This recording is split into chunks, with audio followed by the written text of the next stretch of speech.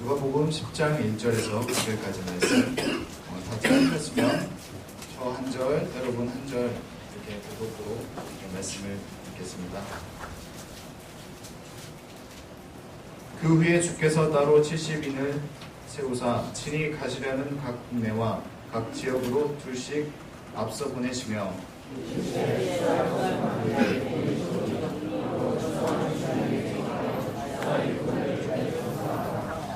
갈지어다 내가 너희를 보냄이 어린 양을 이리 가운데로 보냄과 같도다.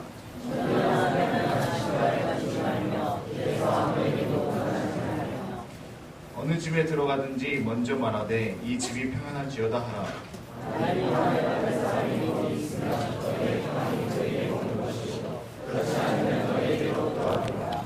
그 집이 유하며 주는 것을 먹고 마시라. 일꾼이 그 삭을 받는 것이 마땅하니라.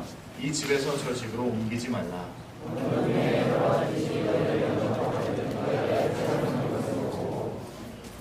같이 읽겠습니다. 거기 있는 병자들을 고치고 또 말하기를 하나님의 나라가 너에게 가까이 왔다 하라. 아멘. 이번 시간 특별히 실디 13학번 박다희 자매와 1013부 오한우 자매의 특송이 있겠습니다. 네.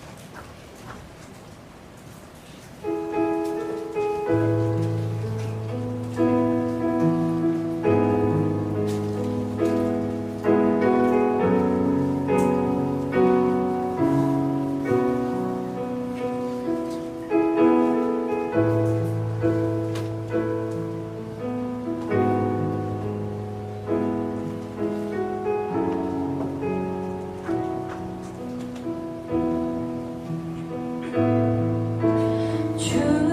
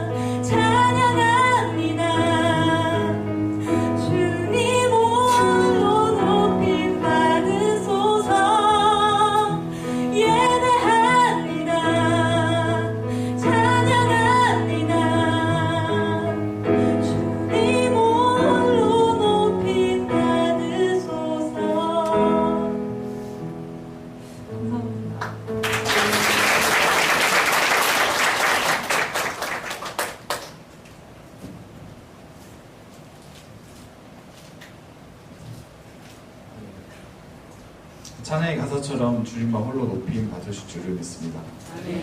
이번 시간 강사 목사님 소개하겠습니다. 이재훈 목사님은 중앙대학교 전자공학과를 7호학번으로 졸업하시고 총회신학대학원 목회학 석사, 불어신학대학원 목회학 박사, 아세아연합신학대학원 목회학 박사를 받으셨고 현재 안성중앙대학교의 담임 목사, 중앙대학교 제2캠퍼스 교목이시며 중앙대학교 기도학생연합의 지도위원으로 섬겨주시고 계십니다. 목사님께서 성령에 매여 무엇을 할 것인가 그 말씀 전해주실 때 많은 은혜 받으시기 바라고 박수로 목사님 환영해 주세요.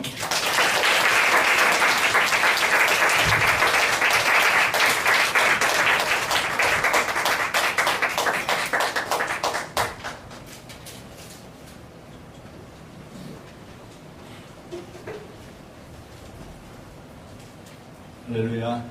아멘. 살아계신 아버지 하나님을 찬양합니다.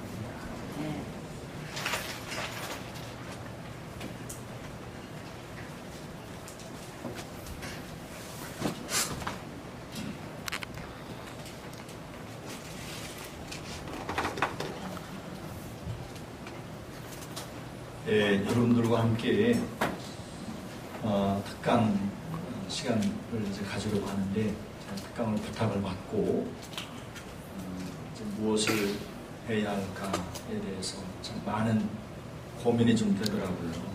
왜냐하면 이번에 무엇을 특강을 해야 되냐 이 제목을 이렇게 부탁을 했더니 목사님 마음대로 해주세요.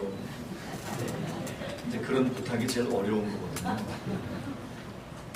사실은 우리 그리스도인들이 늘 복음 가운데 매여 이렇게 살아가지만 사실 뭐 다루려고 하면은 얼마나 많은 주제가 있겠습니까? 여러분들은 특별히 이제 거의 뭐 비슷한 대학교 1학년부터 4학년까지 연령층이 거의 동일한 어떤 그런 단순한 어떤 세대잖아요.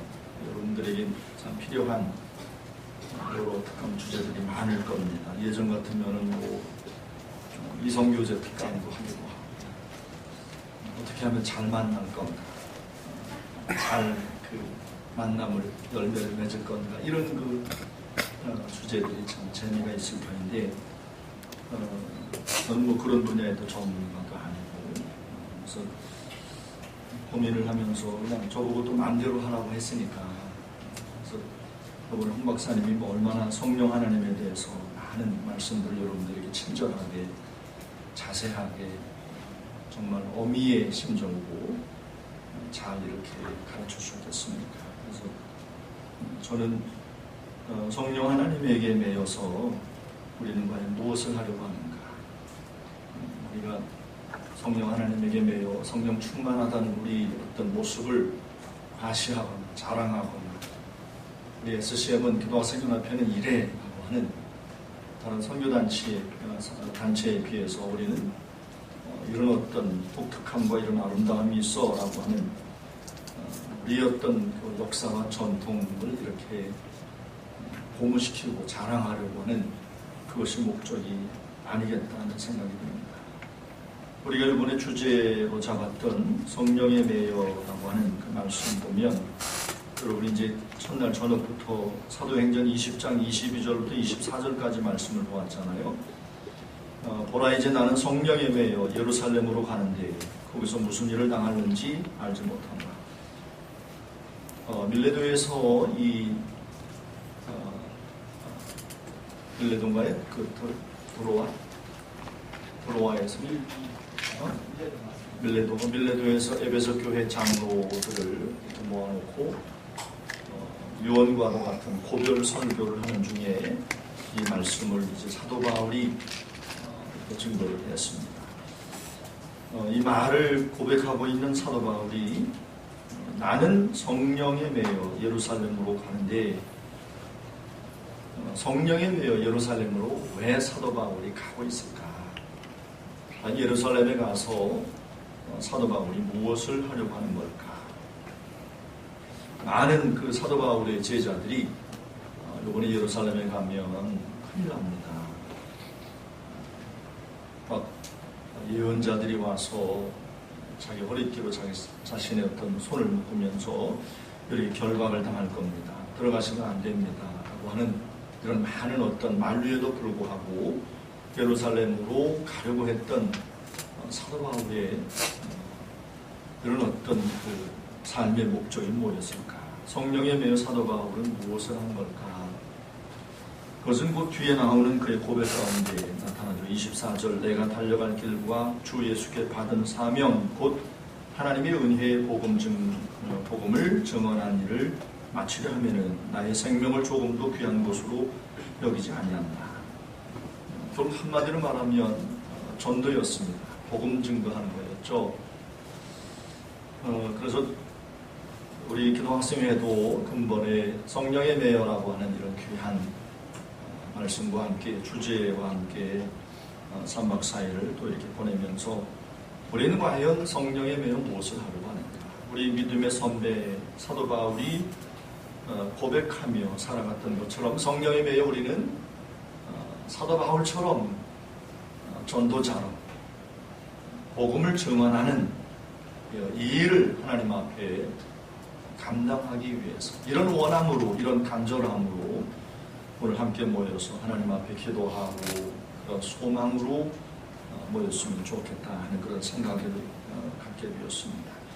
그래서 이제 여러분과 함께 읽은 아까 사회자가 읽어주었지만 누가복음 10장 1절에서 9절까지 말씀, 이 말씀을 이제 며칠 동안 함께 묵상하면서 이 말씀 가운데 담겨있는 전도자의 어떤 삶, 전도에 대한 몇 가지 예수님께서 일러주신 그 여러 이제 그 원리들을 한번 찾아서 우리의 삶 가운데 이번 학기뿐만 아니라 여러분 대학 캠퍼스의 삶뿐만 아니라 평생을 살아가면서 이런 어떤 삶으로 전도자로 복음의 증인으로 살아갔으면 좋겠다는 생각을 갖고 이 주제를 잠시 여러분과 함께 나누어 보려고 합니다. 회장이 자꾸 이제 목사님 시간 자유롭게 쓰세요, 얼마든지 쓰세요 그러지만 저도 그 자리에 많이 앉아 있어 왔잖아요. 많이 앉아 있어 보니까 자유롭게 쓰는 그 강사가 썩 그렇게 유쾌하지는 않더라고요. 끝날 때 끝나야지. 왜냐면 허리 아프고 다행스러운 것은 이렇게 등받침이 있는 의자라서 좀 다행스러운데 여러분은 이렇게 의자에 앉는 문화잖아요. 저희들하고 달라가지고 그래서 이렇게 바닥에 앉는 걸 굉장히 힘들어하는 그런 세대인 걸 알기 때문에 11시까지 저에게 시간이 주어졌기 때문에 할 수 있는 대로 11시까지 시간을 맞춰보려고 합니다.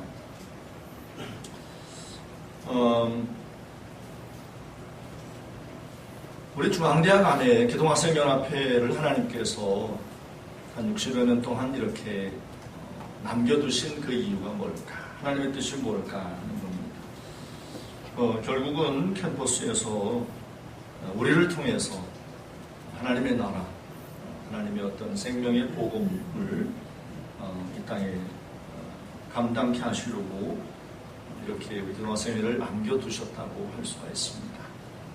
우리 기도학생연합회는 역사와 전통을 자랑하는 60년 동안 유구한 역사와 함께 이런 걸 자랑하라고 하나님께 남겨두신 건 아닌 거죠. 만일 어떤 역사로 어떤 시간으로 따지자면 우리보다 다른 선교단체들, 또 오래된 선교단체들이 얼마든지 있을 수가 있겠죠. 그러나 우리는 그런 어떤 우리의 것을 자랑하고 우리가 오래됐다, 중앙대학에서 처음으로 시작했다라고 하는 전통을 자랑하기 위함이 아니라 바로 복음을 증거하는 전도자의 사명을 감당케 하려고 우리를 이 땅에 남겨두셨다고 할 수 있습니다. 오늘날 우리 그리스도인들 안에 서서히 피어나고 있는 복음 증거에 대한 부정적인 어떤 이런 모습들을 볼 수가 있습니다. 지금은 전도를 해도 사람들이 회심하지 않는다. 전도를 해도 별로 열매를 만날 수가 없다.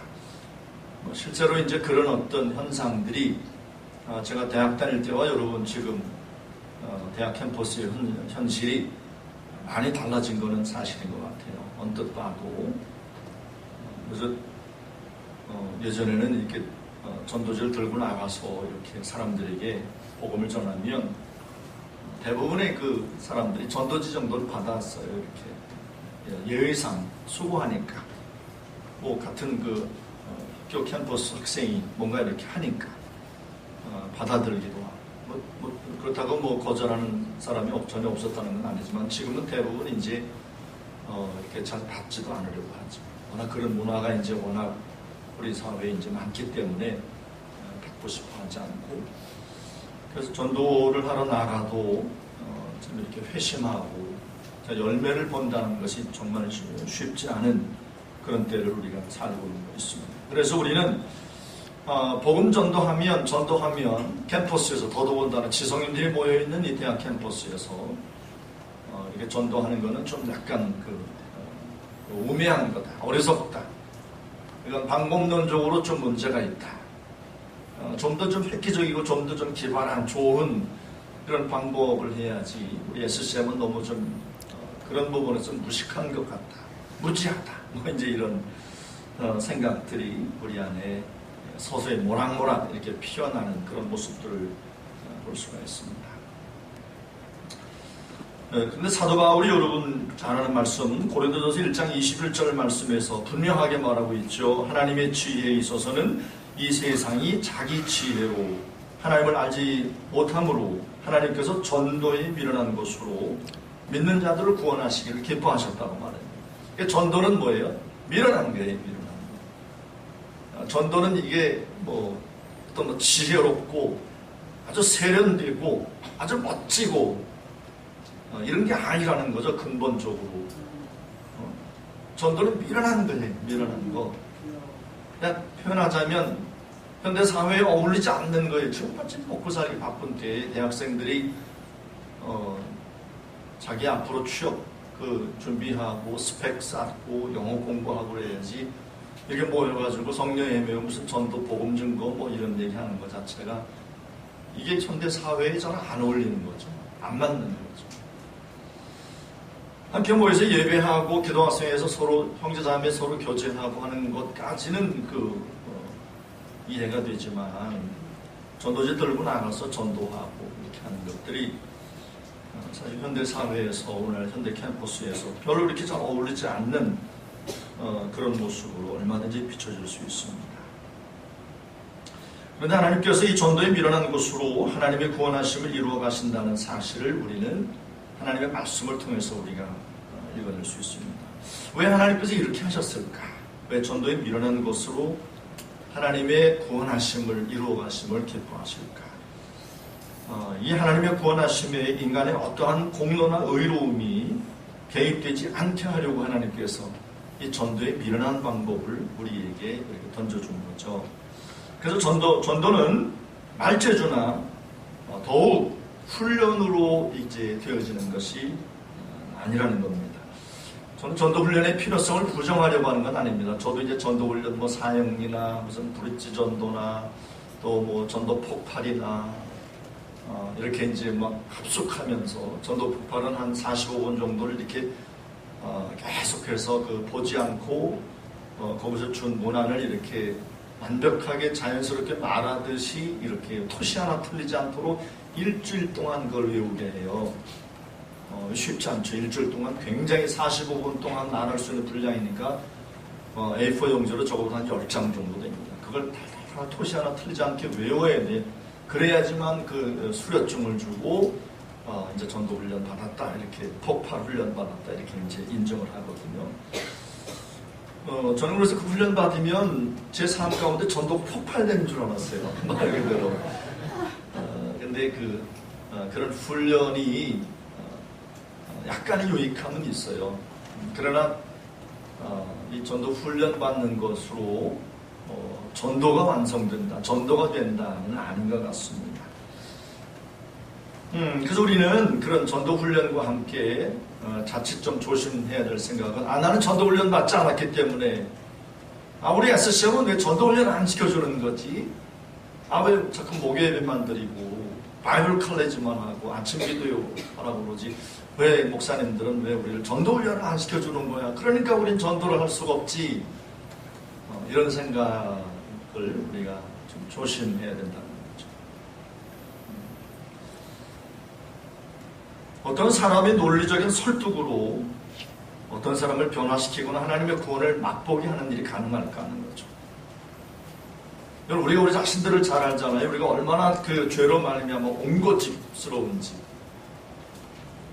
여러분이 예수님 믿게 되는 것은 누군가의 어떤 논리적인 아주 완벽한 설득에 의해서 여러분의 어떤 그런 그 논리에 압도돼가지고 그 사람이 우리에게 말하는 그 어떤 그 굉장한 어떤 그런 논리적인 어떤 설명, 논리적이고 과학적이고 어떤 인문학적인 어떤 이런 설명에 의해서 여러분들이 논리에 이렇게 감탄을 받고 그 여러분의 어떤 생각을 복종시켜서 예수님을 믿고 영접했냐는 거죠.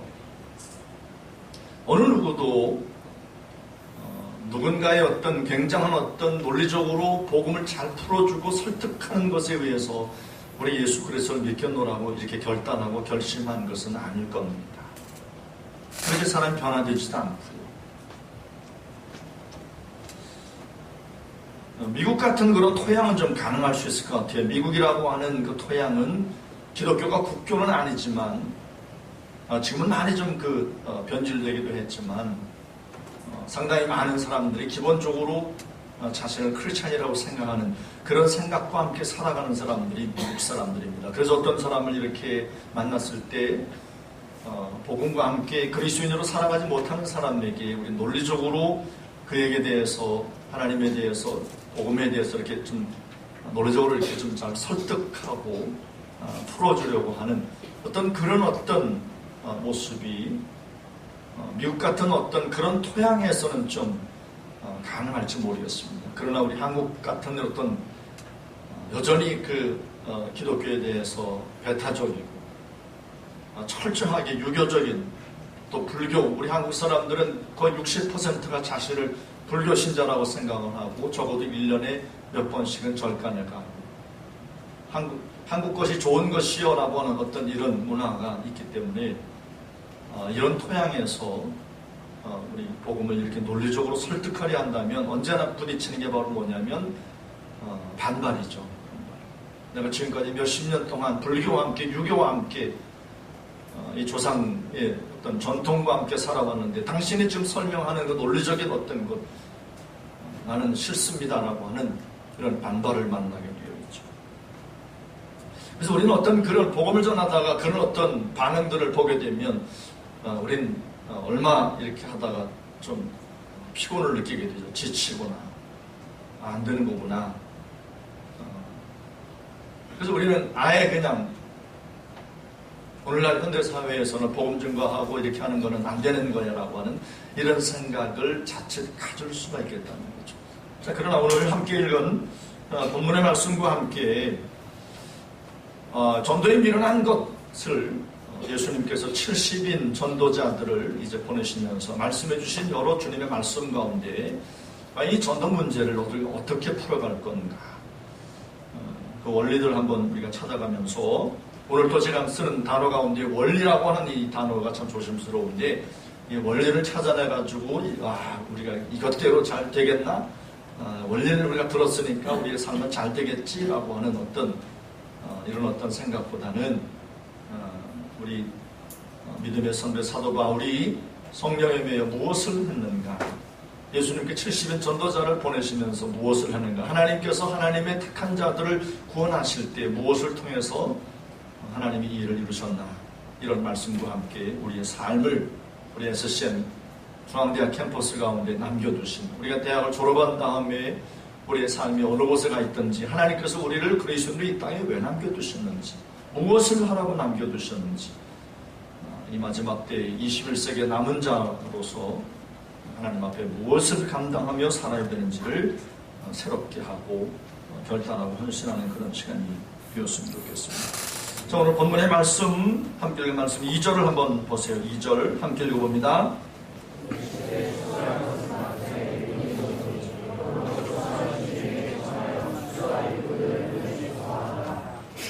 첫 번째는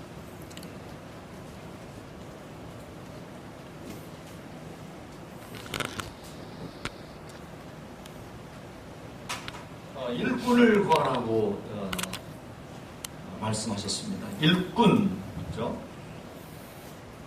이르시되 추수할 것은 많되 일꾼이 적으니 그러므로 추수하는 주인에게 청하여 추수할 일꾼들을 보내주소서 하라. 여러분, 추수할 것이 많은데 일꾼이 적다면 심각한 거잖아요. 제때 추수하지 못하면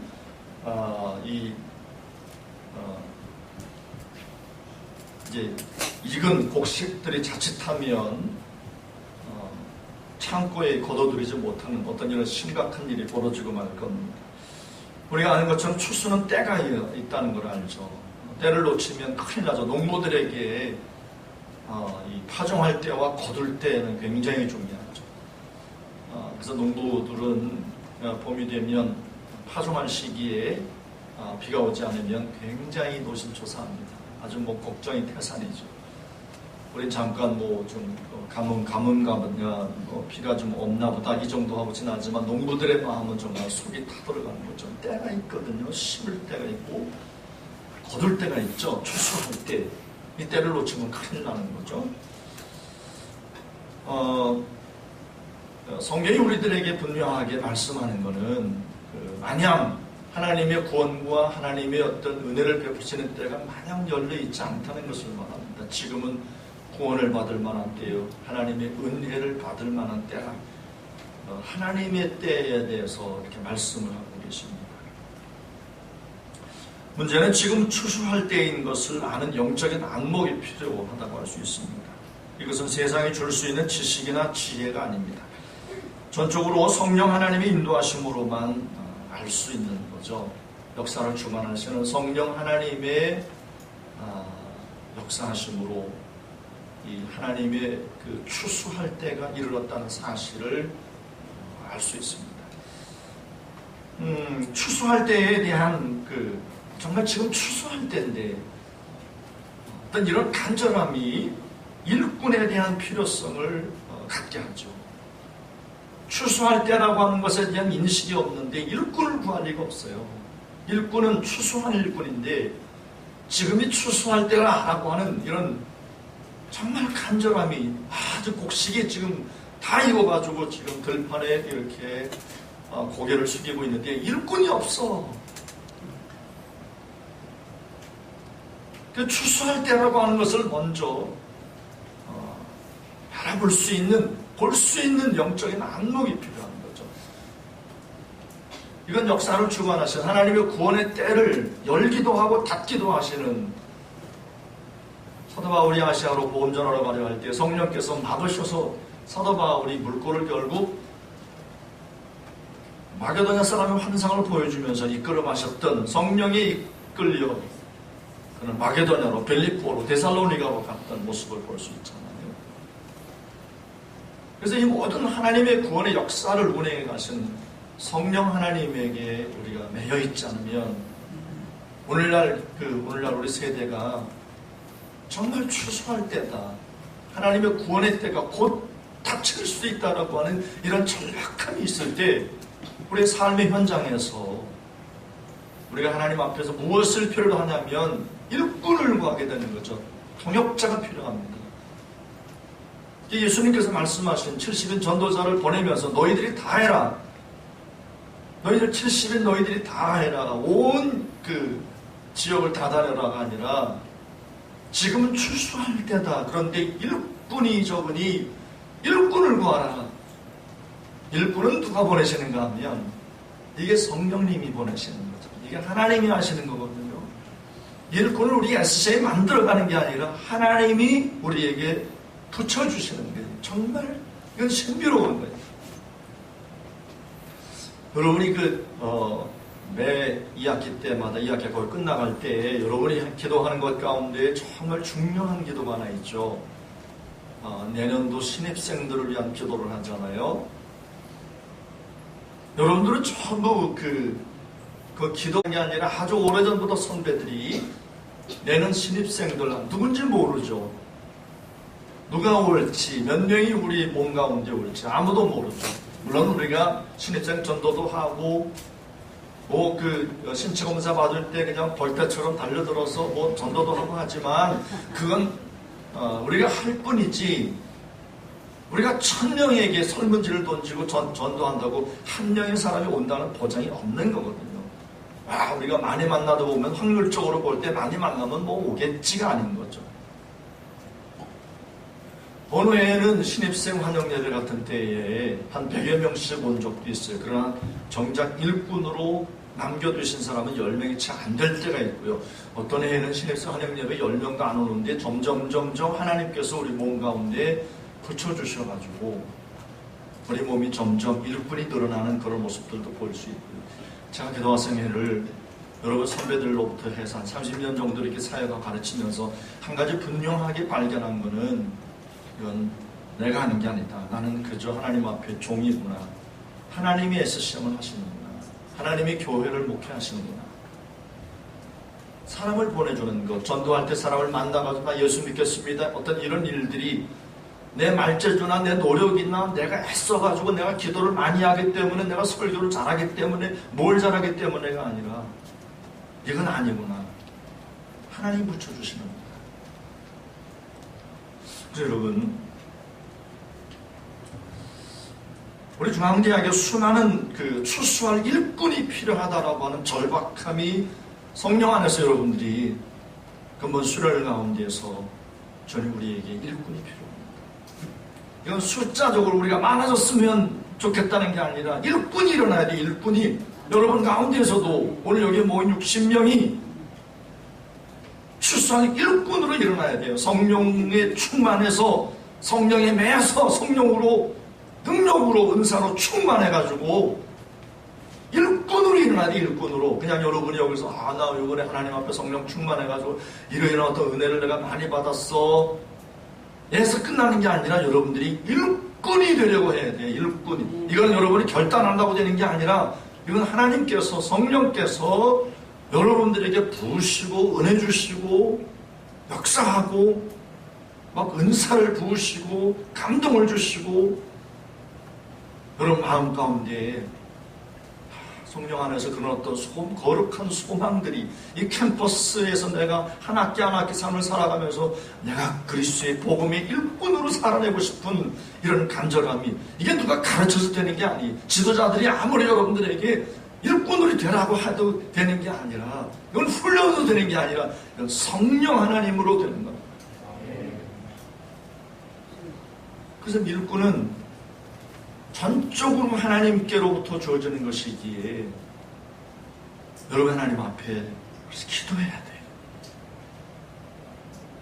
성령님이 역사하는 곳에는 반드시 어디에서 역사가 나타나냐면 우리 믿음의 선배들이 초대교회 때 보였던 그 모습 그대로예요. 저들이 모여서 전혀 기도에 힘쓸 때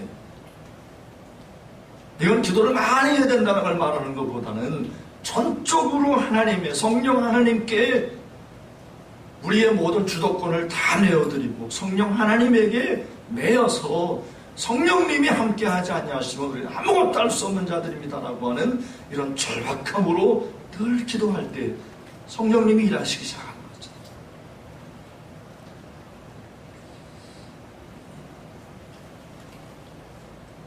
제자 훈련과 같은 어떤 이런 훈련 프로그램 우리 다 해봤습니다. 마스터 라이프도 해보고 무슨 뭐 이철 시리즈도 해보고 뭐 이런 것도 해보고 저런 것도 다 해봤어요. 변화는 있어요. 전혀 뭐 그런 어떤 제자 훈련 이런 것들이 뭐 무용지물이다 이건 아닙니다. 그걸 말하는 게 아니라 근본적으로 하나님 나라를 위해 살아가려고 하는 추수할 일꾼이 일어나는 것은 이건 사람이 만드는 게 아니라 이건 성령께서 하시는 일이기 때문에 여러분이 먼저 하나님 앞에 주여 우리 가운데 추수할 것이 많사오니 일꾼을 주십시오. 일꾼을 일으키소서라고 하는 그런 기도를 하나님 앞에 정말 여러분이 들으셔야 돼요. 그래서 여러분 정말 우리 SCM은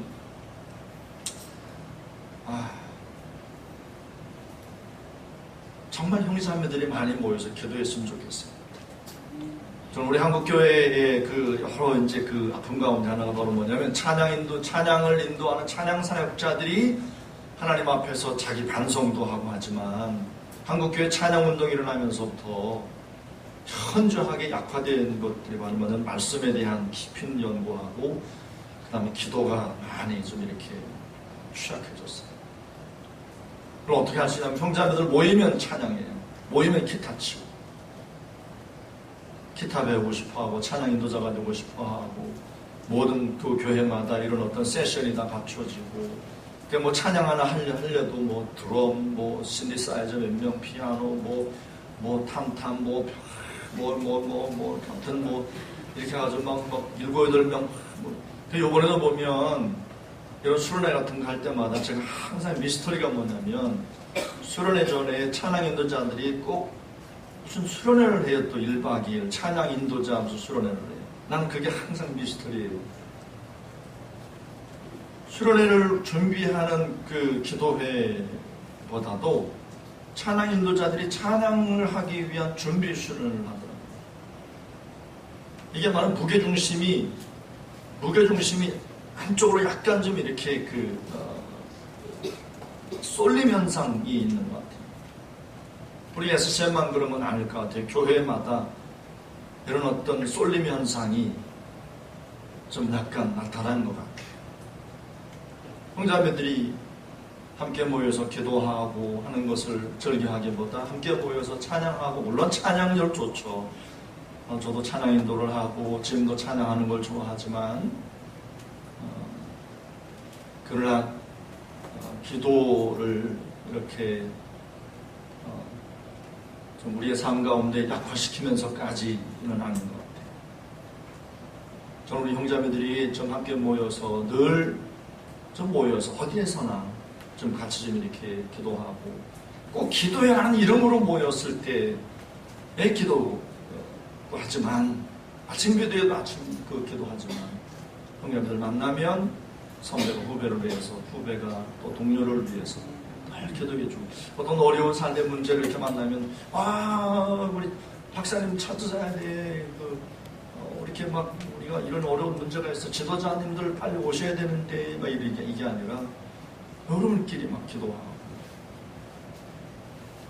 그런 기도의 불이 이렇게 다시 불씨가 살아나야 성령 하나님의 역사하심이 여러분들 가운데 충만히 역사 나타날 줄 믿습니다.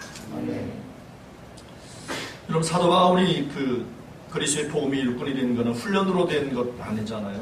물론 그가 율법 학자요, 가마리엘 문화에서 철저한 율법을 훈련받은 것, 그런 토양이 준비된 것은 맞지만, 그가 그리스도의 제자가 되겠다고, 사도가 되겠다고 그런 목적으로 그런 훈련, 제자 훈련 받은 건 아니잖아요. 성령께서 하셨죠. 성령께서 그를 만나준 거 아닙니까? 빌립 집사도 그렇고 주님의 제자들도 모두 그렇습니다. 그래서 우리 기도학생연합회 형제자매들이 추수할일꾼으로 세워지도록 성령의 역사하심을 위해서 우리는 기도해야 합니다. 우리 하나하나가 추수할일꾼으로 세워지도록 성령 하나님의 감동하심과 역사하심이 있도록 늘 기도해야 합니다. 일꾼으로 세우시는 분은 우리들이 아니라 성령 하나님이신 겁니다. 그 다음에 두 번째,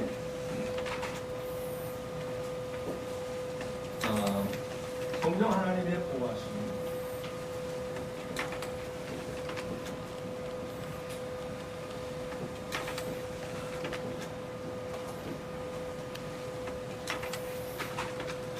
아, 3절 말씀 함께 읽어봅니다. 3절 시작.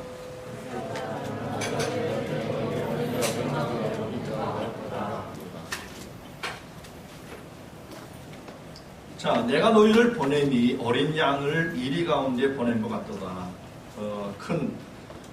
좀 이렇게 어른 양, 좀 이렇게 잘 성숙한 양을 보내는 것도 아니고 어린 양이에요. 아주 조그만 어린 양을 이리 가운데 이렇게 보내면 어떻게 되는 거죠? 백발백중 죽죠. 네, 그리스도인들이 이 세상 가운데 이렇게 전도자로 살아갈 때 예수님 표현하시기를 어린 양을 이리 가운데 보낸 것 같다고 그랬어요. 이거는 죽으라고 보내는 거예요. 죽으라고.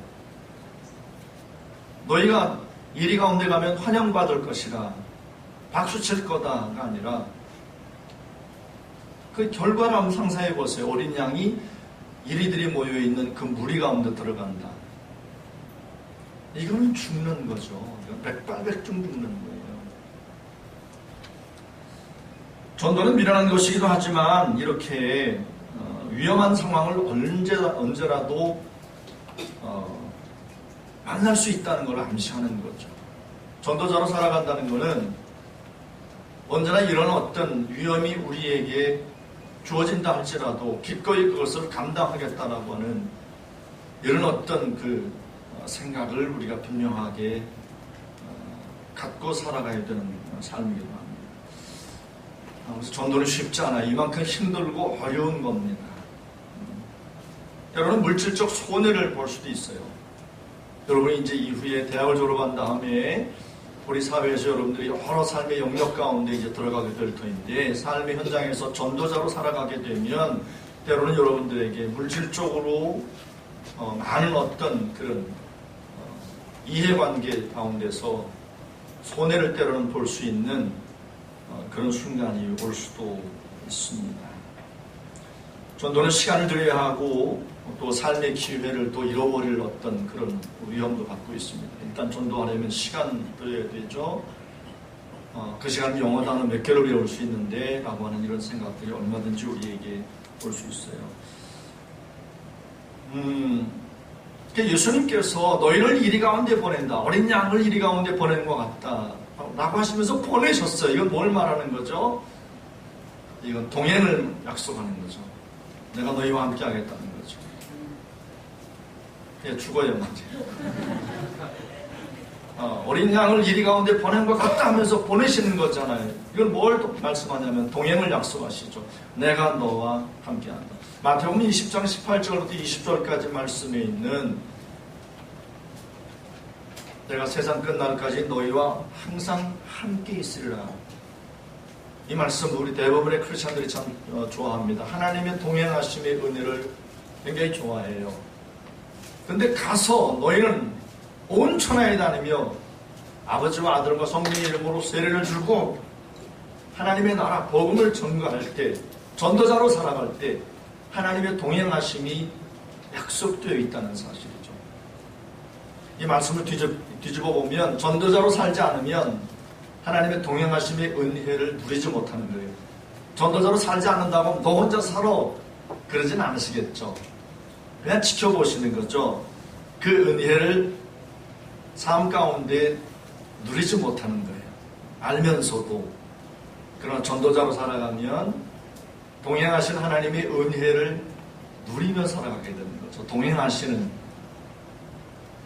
여러분 동행이라는 게 얼마나 여러분 소중한 건지 아시잖아요. 제가 이제 요새 좀 이렇게 오후에 시간이 되면 제 손자 녀석하고 이렇게 바깥에 나가서 이제 조금 크니까 바깥에 나가는 걸 굉장히 좋아해요. 집에 있는 것보다. 그럼 바깥에 나가서 개미 보자 그러면 개미 보는 걸 굉장히 좋아해요. 개미. 근데 참 사람이 죄인이라는 걸 어떻게 알 수 있냐면 개미를 이렇게 예쁘게 참 보다가 발로 밟기 시작을 해요. 그 개미를 확 밟고서는 개미가 막 이렇게 몸부림치는 걸 보고서는 굉장히 통쾌해하고 막 좋아하고 소리 지르고, 그래서 내가 보면서 너도 별 수 없이 죄인이구나 그런 생각이 들어요. 그런 어떤 막 찌그러지고 이지러지는 거 보면서 쾌감을 느끼는 이런 파괴적인 어떤 그런 모습 볼 수 있는데, 그 아이가 지금 19개월밖에 안 되기 때문에 절대적으로 어른의 동행이 필요하죠. 막 차가 뭐 왔다 갔다 하죠. 길에 이렇게 보면서 문득문득 언제나 드는 생각은 저 아이를 가만 혼자 이렇게 내버려 두면 큰일 나겠구나, 올라가지 못하겠구나. 그래서 늘 이렇게 옆에서 이렇게 지켜보는, 그와 함께 늘 동행하는. 그래서 그 아이는 모르지만, 19개월밖에 안 된 그 아이는 모르지만 어른이, 부모가, 할아버지 할머니가 늘 옆에서 이렇게 동행하고 있다는 사실이 저의 삶을 버텨주고 생명을 지키고 안전케 하고 이게 최고의 은혜구나 하는 것을 생생하게 경험할 수가 있습니다. 여러분의 삶도 지금까지 이런 동행하는 부모의 어떤 은혜와 할머니, 할아버지, 주변의 어른들의 어떤 동행의 은혜가 있어서 이 자리 여기까지 오게 됐고요. 무엇보다 먼저 우리와 함께 동행하시는 하나님의 은혜로 말미암아 여기까지 온 거죠. 그런데 그 하나님의 동행하심의 약속이 누구에게 정말 리얼하게 생생하게 경험되어지고 체험되는가 하면 이리 가운데 들어가는 거예요. 전도자로 하나님의 복음의 일꾼으로 들어갈 때 하나님의 동행하심의 은혜가 삶 가운데 체험되어지고 경험되어지고 그런 은혜를 누릴 수 있겠다는 겁니다.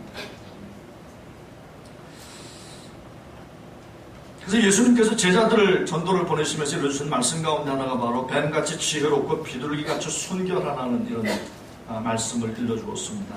이것은 성령 하나님께서 함께 하심에 대한 그 삶의 열매일 겁니다. 어떻게 뱀같이 지혜롭고 비둘기같이 순결할 수 있습니까? 이 죄악이 가득한 세상 가운데 성령 하나님의 간섭하심과 동행하심의 은혜가 하는 거예요. 그래서 이제 뭐예요? 이 19개월밖에 안 된 녀석이 막 가요. 막 지저분한 데 가고 비 오고 나서 길에 이렇게 물 있는 거 보면 아이들은 왜 그렇게 좋아하는지 몰라요. 가가지고 물을 팍 튀겨가지고 물이 팍 튀는 걸 너무너무 좋아해요. 그럼 야, 그 물은 더러운 거야. 그러면 안 돼. 그럼 안 돼라고 해도 그냥 가서 여지없이 가서 팍 튀기는 거죠. 그걸 막 물을 팍 좋아하고 그러는데 성령 하나님께서 우리에게 안 돼라고 말씀하시죠. 또라고 말씀하시죠. 그 성령께서 오시면 여러분 하는 말씀 요한복음 16장 말씀에 성령이 죄에 대하여 의에 대하여 그죠? 죄에 대하여 성령이 아니야 성령으로 아니하고서는 뭐가 잘된 건지 뭐가 잘못된 거지. 오늘날 현대인들은 오늘날 현대 그리스도인들은 이 세대를 살아가면서 논리적으로 어떤 상황적으로 자기를 변형하고 자기 어떤 상황적인 것을 변형해서 자기 입장을 자꾸만 이렇게 옹호하려고 하는 이런 습성들이 있단 말이에요. 성령께서 우리에게 말씀하시고 성령께서 우리들에게 죄에 대해서 말씀하시고 영적으로 부담감을 주고 노라고 말씀하실 때 이게 어떤 하나님의 기가 막힌 어떤 은혜가 있는 거거든요. 비둘기같이 순결하고 뱀같이 지혜로운 어떤 역사가 있는 거거든요. 이게 아무리 결심한다고 됩니까? 아, 나는 뱀같이 지혜로워야지, 난 비둘기같이 순결해야지, 가슴에다가 뱀, 비둘기 그려놓고 산다고 되는 게 아니잖아요. 성령 하나님의 매여, 성령 하나님과 동행하지 않고서는, 동행하시는 성령 하나님의 은혜가 아니고서는 이건 불가능한 얘기예요.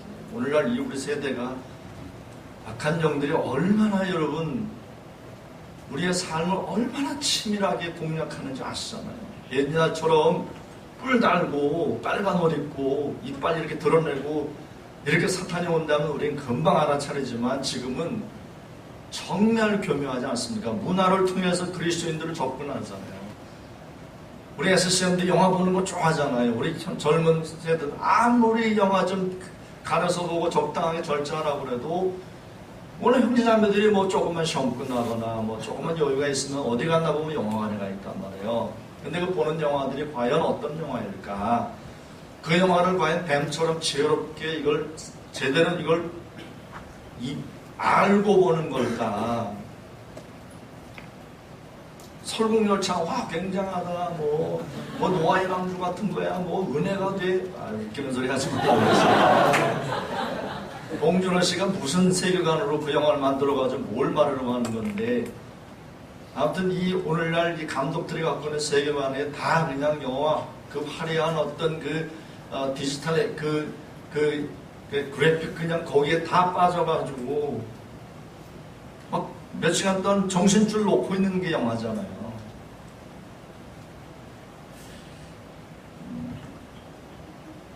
정말 우리에게 삶은 이리 가운데 던져진 어린 양과 같은 삶이기 때문에 정말 성령 하나님을 동행하시는 성령 하나님을 붙들지 않으면 우리는 질식하는 거예요. 우리는 죽는 거예요. 며칠 전에 제가 전도사 때 가르쳤던 청년들이 몇 명이 찾아왔어요. 제가 전도사 때 가르쳤던 청년들 그때는 전도사하고 청년이기 때문에 나이 차이가 많이 나는 줄 알았더니 오늘날로 보니까 왜 완전 중년을 넘긴 아줌마들이 있다고 온 거예요. 아까 아줌마들이 저보고 막 우는 거예요. 목사님은 여전하실 줄 알았는데 왜 이렇게 머리가 희끗희끗하고 왜 늙으셨어요. 그래서 저는 얘기는 자매들에게 얘기를 못하네. 나또 솔직히 말해도 너희들은 또 그래 이렇게 얘기를 하고 얘기 못하겠더라고요. 그래 그냥 뭐 서원 앞에 장사가 있나 이러고 말았죠. 나 벌써 할아버지 되는데 뭐 그렇지 이제 그러고 말았는데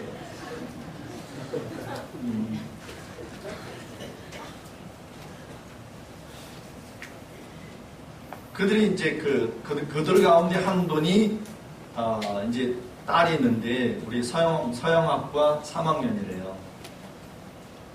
박하연이래. 그래서 왜 SCM 와서 예배 좀 드리게 하지? 그때 통학해서 뭐 이런저런 핑계를 해요. 그러면서 이제 무슨 얘기 하냐면 주일날 뭐 저기 사랑의 교회 양재동 성전에 잘 다니고요. 온누리교회 뭐 성전 잘 다니고요. 저는 뭐 동네에 있는 무슨 감리교회 잘 다니고요. 뭐 성가대 봉사하고요. 막 그런 얘기를 해요. 그래서 오늘날 그 교회 목사님들이 정말 중대한 착각을 하고 있는 게 이 신앙생활하는 그 교인들이 주일날 와서 성가대 봉사하고 주일학교하고 주일날 교회 안 빠지면 신앙이 좋은 줄 안다는 말이에요. 주일날 교회에서 신앙 나쁠 사람이 어디 있어요? 다 신앙 좋지. 목사님들이 다 신앙 좋은 줄 알아. 월화수목금토야 신앙은 그랬죠. 월화수목금토를 무슨 일을 하며 살아가는지 그게 신앙이야. 무슨 영화를 보는지 무슨 음악을 듣는지 무슨 친구를 만나는지 어떤 책을 읽는지 무슨 생각 무슨 목적으로 공부를 하는지 그게 신앙이지. 주일날 나와서 그건 다 신앙생활 다 잘하잖아요. 신앙생활 안 하는 사람이 어딨어. 교회 나와가지고 무슨 뭐 상복지 있는 사람이 어딨어. 다 성경책 다 끼고 있지. 아니 주일날 나와가지고서는 무슨 무슨 이상한 진화론 책 그런 거 읽고 있으면 이거 심각하구나 알지만 다 성경책 끼고 있으니까 다 신앙생활 좋은 줄 알아. 성가대에서 다 찬양 부르니까 다 신앙 다 좋은 줄 알아. 그건 신앙이 아니죠 사실은. 월화수목금토를 어떻게 살아가느냐, 삶의 현장에서 누구와 동행하느냐, 이게 신앙이잖아요. 이게. 그러니 여러분들이 정말 귀한 거예요. 캠퍼스에서 이렇게 주님과 동행하는 삶을 4년 동안 훈련받는 게 SCM이거든요. 성령과 동행하는 삶을 훈련받는 이런 하나님 앞에 귀한 축복된 자리가 어디 있단 말이에요. 평생 하나님 앞에서 어떻게 살아갈까, 무엇을 목적으로 어디에다가 내 삶의 궁극적인 목적을 두고 살아갈까를 4년 동안 SCM에서 발견하는 거거든요. 이건 돈 주고도 못 받는 훈련이란 말이에요. 이 SCM 공동체는 이건 하나님께서 마지막 때 중앙대학에 남겨두신 영적인 보루기도 하고 우리나라 민족 가운데 정말 이 하나님 앞에 거룩한 보루 같은 존재란 말이에요. 여러분이 그 가운데 있다는 것을 하나님 앞에 감사해야 돼요. 정말 감사해요.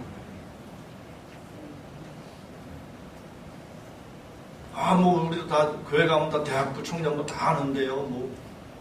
그 대학부 아이들 동료들이 학교 가서 어떻게 살아가는지 어떻게 알아 여러분들이. 근데 여러분들은 알잖아. 월화수목금토 매일 만나잖아. 매일 아침마다 기도하고 큐티하고 서로 전도하고 알잖아요. 이런 귀한 은혜가 없다니까요. 우리 SCM 모임이 너무 많아. 저는 모임 더 많았으면 좋겠어요. 정말 모임 더 많았으면 좋겠어요. 지도자들로서 정말 성이 안 차. 여러분들 이게 변화되는 어떤 그 속도 보면 성이 안 차. 여러분의 시간을 더 많이 뺏어서 더 많은 것을 가르쳐주고 싶다고 진짜. 여러분 하도 여러분들이 그냥 칭얼거리고 그냥 맨날 죽을 멋지게 이렇게 하고 그래서 그러지. 불쌍한 표정 지으니까 그런 거지. 우리 최 박사님, 홍 박사님도 더 많이 여러분들을 가르쳐주고 싶으실 거예요. 그러니까 여러분 이렇게 수련회 때 그냥 10시에 끝나야 됩니다. 근데 홍 박사님 요새 10시 반 어저께 이렇게 하셨다며. 그냥 얼마나 가르쳐주고 싶으신 게 많으면 그러셨겠냐 말이에요. 이게 우리들의 심정이에요.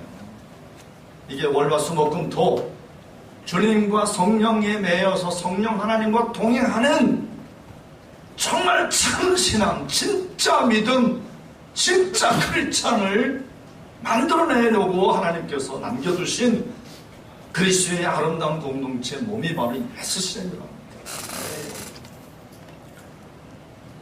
그리고 하나님의 사람 에스라가 바벨론에서 2차 포로 귀환을 했어요. 1차 포로 귀환은 수르바벨을 통해서 일어났고 한참 한 십몇 년 뒤에 2차 포로 귀환이 이제 일어나는데, 이게 예루살렘이라면 이게 바벨론이거든요. 이게 예루살렘. 지정학적으로 볼 때 1차 수르바벨 귀환 때는 이렇게 해서 이게 여기 하란 지역이에요. 이게 루트예요, 루트. 늘 이렇게 무역하는 사람들이 다녔던 대표적인 실크로드예요. 그 다음에 정말 이건 급하다. 이거는 정말 아주 급하게 뭐가 돼야 된다면 대부분 막 무장한 군인들과 함께 이렇게 직선도를 선택을 해요. 에스라가 수르바벨이 1차 포로들을 데리고 갔던 그 루트를 선택하지 않고 에스라가 직선 도로를 선택을 해요. 왕이 에스라에게 그래 내가 너에게 군대를 붙여주마 그랬어요. 근데 에스라가 뭐라고 그러냐면 아닙니다. 전능하신 하나님께서 우리와 함께 하실 겁니다. 군인을 붙여주는 것을 부끄러워하고 아하와 강가에 모여가지고 백성들과 함께 금식하면서 하나님의 동행하심의 은혜를 구해요. 그래가지고 이 길보다 훨씬 더 짧은 시간에 빨리 지금 예루살렘 그의 동족이 하나님 앞에 영적으로 너무나 침체되어 있다는 사실을 아파하면서 짧은 길로 위험을 무릅쓰고 기도하고 안전하게 이렇게 통과를 해요.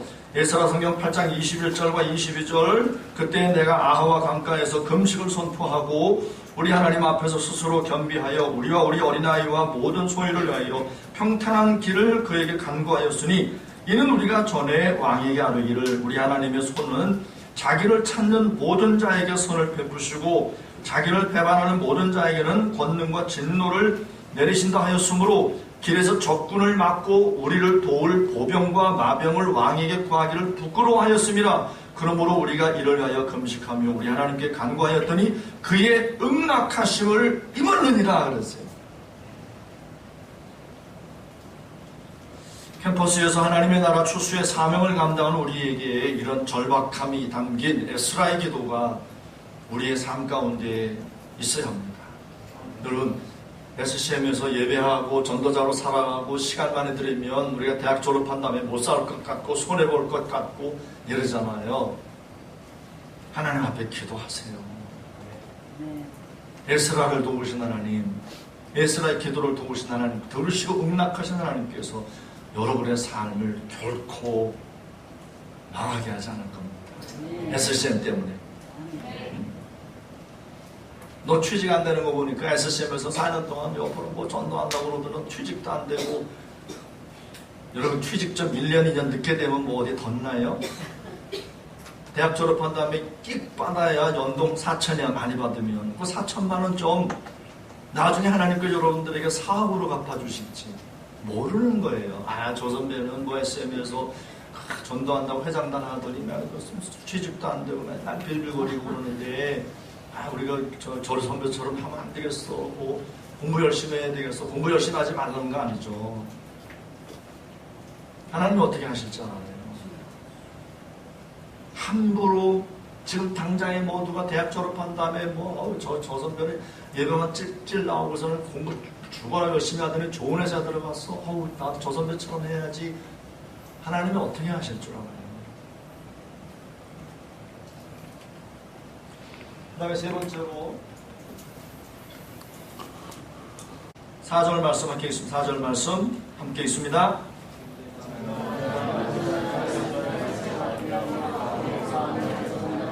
아멘. 전도할 때 전도자들에게 당부하신 말씀 12제자를 파송하실 때도 마찬가지 70인 전도자들을 보내실 때도 마찬가지예요. 물론 뒤에 하나님께서 주님이 또 말씀하실 때는 이제는 전대도 가지라 칼도 가지라 말씀하셨지만 처음에 70인 전도자를 보내시면서 전대나 배낭이나 신발을 가지지 말며 길에서 아무에게도 무난하지 말라. 이건 뭘 말하는 걸까? 우리는 전대나 배낭이나 신발과 사람은 우리가 의지하고 싶은 대상들을 말하는 겁니다. 전대 속에 얼마나 금이 많이 들었는지 자랑하고 싶은 거예요. 내가 돈이 얼마나 많은지, 내가 얼마나 많은 걸 소유했는지. 우리는 생각하기를 우리들이 세상에서 잘 되어야지만 세상 사람들이 우리들이 저 사람 예수 믿더니 잘 됐어. 여러분이 경험하면 저 사람 SCM 나가더니 SCM은 다 장학금 받아. 우리 SCM 나가야 되겠어. 예수 믿으면 다 장학금 받고 다 잘 되나 봐. 막 감동의 물결이야. 이래가지고 다 예수 믿을 것 같죠? 여러분이 학과에서 여러분이 탑을 하면 여러분이 막 앞에 나가서 전도하면 나 손 들고 다 이렇게 결심하고 나옵니까? 약간은 감동이 되겠지. 저 사람 SCM에 그 열심히 하더니 공부도 잘해가 장학금 받아서 감동되는데, 이런 약간의 감동은 되겠지만 그 사람을 변화시킬 수 있냐 말이에요. 그게요. 제가 여러분 선배들 가운데 이런 얘기 들을 때 참 많이 좀 속상하긴 했어요. 당시에도 성악과 어떤 형제가 이렇게 동학생에 와서 열심히 막 이렇게 전도하고 막 임원도 하고 그랬어요. 성악과에 돌아가면 성악과 선배들이 맨날 갈구는 거예요. 야, 인마 너는 노래 연습 열심히 해야지. 넌 무슨 예배 나가고, 나도 교회 나가지만 주일날 교회 나가면 되지만 너처럼 그렇게 미쳐가지고 SM에 나가서 그러냐? 너 노래도 못하는 게. 이제 이 기도학생에 나오는 이 형제가 솔직히 말하면 세상 성악적으로 볼 때는 막 이렇게 막 갈구는 그 선배보다 노래가 이게 맞은 빠진단 말이에요. 얼마든지 저한테 그런 이제 이야기를 할 때 제가 이제 해줄 수 있는 이야기는 그래 더 열심히 기도하고 목에 피가 나도록 해라. 그렇게 밖에 얘기 못 하는 거죠. 그러나 이 형제가 막 목에 피가 나도록 연습을 해가지고 그 갈구는 사람보다 더 노래를 더 잘하겠다. 봐요 선배님, 나 SM에 나가 이렇게 열심히 예배하고 봉사했더니 선배님보다 노래 더 잘하잖아요. 이렇게 하면 그 선배가 와 감동의 물결 이래가지고 나도 SM에 나갈게, 나도 예수 믿겠어, 이럴 거라고 생각하잖아요. 그게 아니라니까요. 만약 그렇다면 주님이 70인 전도자 보내면서 전대에다가 금덩어리 금괴 같은 거 10개씩 줘서 보내지. 그럼 나가서 뭐라 그래요? 봐라, 나는 예수님의 전도자를 예수님께서 나에게 금괴를 주었다. 너희들도 예수 믿으면 이렇게 돼. 전대 갖지 마라. 배낭도 갖지 마라. 여벌의 신발도 필요 없어. 사람 만나거든. 사람 이렇게 서로 사귀어가지고 사람의 어떤 도움. 물론 여러분 삶 가운데에서 사람의 도움 필요 없고 다 필요 없어. 독불장군으로 살아가는 말이 아니라 우리가 성령 하나님 외에 다른 것을 의지하려고 하는 그런 것 다 끊어놓게 하시는 거잖아요. 나는 지금 학점이 이번 학기 2.5밖에 안 나와서 나는 내가 이 성적 갖고 우리 과에서 내가 무슨 정도를 내 성적 다 아는데 내가 이 성적 갖고 교수님한테 어떻게 가가지고 교수님 평강의 하나님을 믿으셔야 돼요. 이 얘기하면 너나 잘해라 이놈아. 공부나 잘해. 너 그 공부하고 뭐 어떻게 살래? 넌 막막해. 이런 소리 들을까봐 교수님한테도 못 가는 이런 일이 있을 수 있어. 우리 마음 가운데 그럴 생각이 들 수 있거든요. 사도행전 3장에 베드로와 요한이 성전 미문에 앉은 안진뱅이에게 그 안진뱅이가 뭔가 얻을 것을 기대하고 바라봤잖아요. 그때 베드로 요한이 뭐래? 나에게는 은과 금은 없지만 내게 있는 곳으로 내게 주노니 곧 나사렛 예수 그리스도의 이름으로 일어나 걸어라. 전도자는 예수님의 이름을 의지해서 예수님의 이름을 말하는 거지. 나 예수 믿고 이렇게 잘 됐습니다. 나 예수님 믿고 내가 우리 집이 이렇게 잘 살게 됐어요. 나 예수 이름 믿고 이렇게 내가 복을 받았어요. 물론 감동은 되죠. 예수 믿고 망한 것보다 예수 믿고 잘 된 것을 사람들에게 보여주면 사람들이 감동을 받긴 해요. 그러나 그 감동이 구원에 이르는 믿음, 사람을 변화시키고 근본적으로 그런 어떤 변화를 일으키는 건 아니라는 거죠. 예수님의 이름이 있어요. 우리가 다니는 교회를 자랑하려 하거나 SCM의 어떤 역사를 자랑하거나 우리 어떤 업적을 자랑하려 하거나 그 어떤 것도 사람을 근본적으로 변화시킬 수 없다는 겁니다. 교수님에게 칭찬을 듣고 있는 모범생이기 때문에 복음을 전할 수 있다는 게 아니에요. 저는 예수님의 이름을 전하는 거지, 내가 이렇게 공부를 잘해서, 내가 이렇게 잘 돼서 그렇지 않다는 거죠. 그다음에 네 번째로, 여러분 아까 첫 번째 할 때 이렇게 하니까 목사님 오늘 11시까지 한다는 저 굉장히 불길한 걸, 근데 속도가 상당히 나오고 있어요.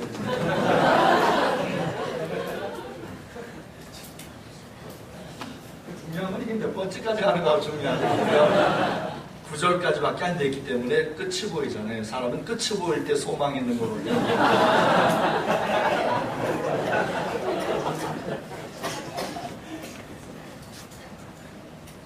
평안을 전하라는 거예요. 평안. 5절 말씀 함께했습니다. 5절 시작.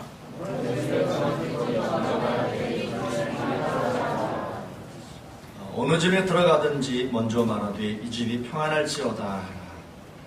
여러분, 이 세상 사람들이 가장 갈급하게 찾고 있는 것이 바로 이것이라는 거예요. 평안함. 사람들이 생각하는 평안함이 성경이 우리에게 말씀하신 평안함과 뭐 같은 건 아니라 할지라도 모든 사람들의 마음 가운데 근본적으로 갈급하게 찾고 있는 것은 평안함이에요. 평강. 그렇죠? 겉으로 볼 때는 사람들은 돈이고 물질이고 사람이 평안을 주는 줄로 착각을 하긴 하지만, 그래도 마음 가운데는 근본적으로 어떤 이유에서든지 평안하기를 원해요. 내 삶이 좀 평안했으면 좋겠어요. 너무너무 힘들고 복잡하고 어렵고 힘들어요. 나 평안하고 싶어요. 라고 하는 이런 어떤 그 심령의 평안함을 목말라하고 있는 것을 알 수 있습니다. 예수님께서 70일 전도자를 보내시면서 어느 집에 들어가든지 먼저 말하라. 이 집이 평안할지어다. 이렇게 말하라고 그랬어요. 전도할 때도 이게 시작이에요. 평안하십시오. 평안하세요. 저를 평안케 하신 예수님의 이름으로 제가 평안을 전합니다. 평안을 전하라고 말씀하셨어요. 요한복음 14장 26절 27절 보혜사 곧 아버지께서 내 이름으로 보내실 성령 그가 너희에게 모든 것을 가르치고 내가 너희에게 말한 모든 것을 생각나게 하리라. 평안을 너희에게 끼치노니 곧 나의 평안을 너희에게 주노라. 내가 너희에게 주는 것은 세상이 주는 것과 같이 아니하니라. 너희는 마음에 근심하지도 말고 두려워하지도 말라.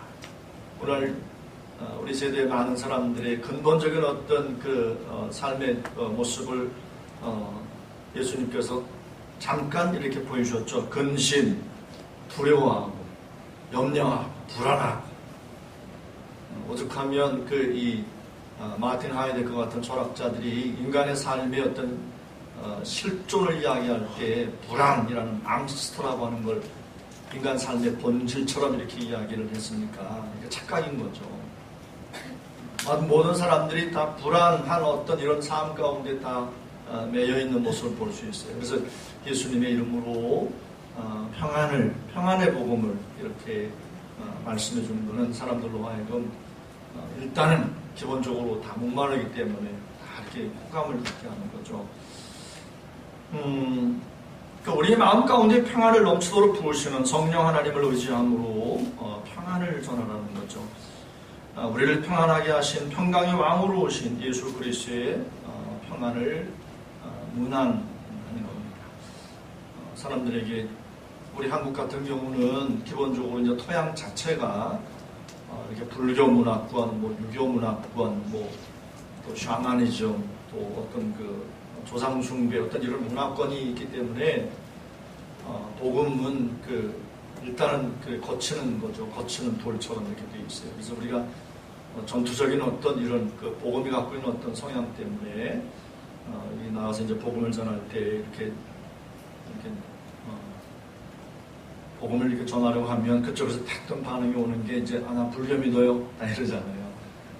그러십니까? 이렇게 해야지. 불교 믿으면 지옥 가요. 이렇게 하면은 그다음부터 그 친구는 이제 마음을 탁 닫아버리고 이제 막 싸우려고 들죠.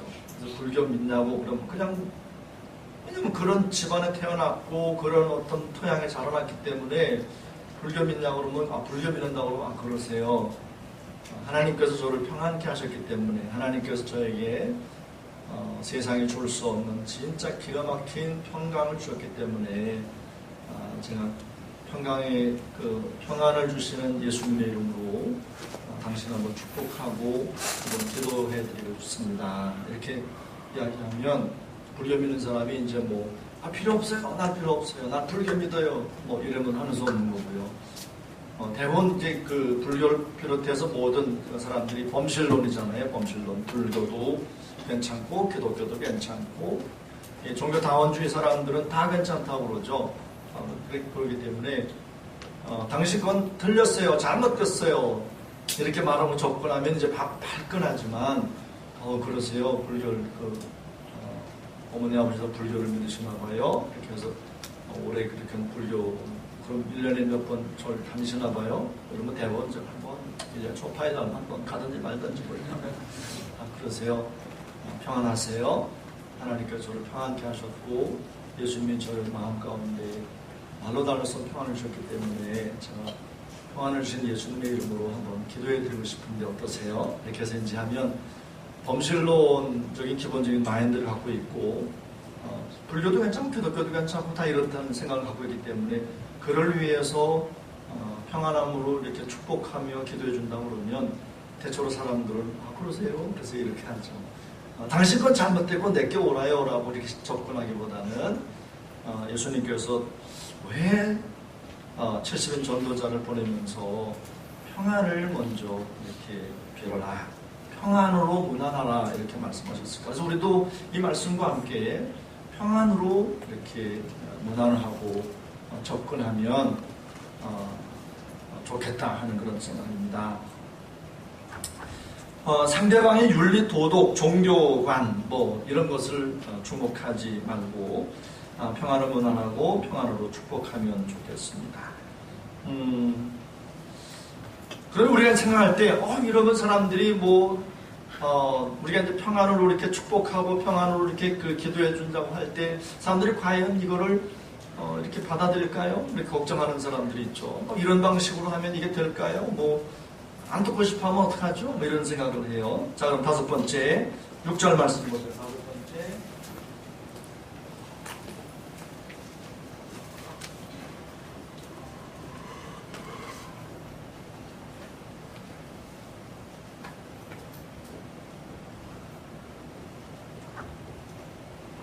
5번째 6절 말씀 함께 읽습니다. 시작.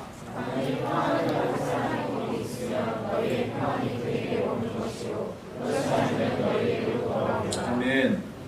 자, 이 말씀과 더불어 예수님께서 마태복음 10장 11절을 보면 어떤 성이나 마을에 들어가든지 그 중에 합당한 자를 찾아내어 너희가 떠나기까지 거기서 머물라 그랬습니다.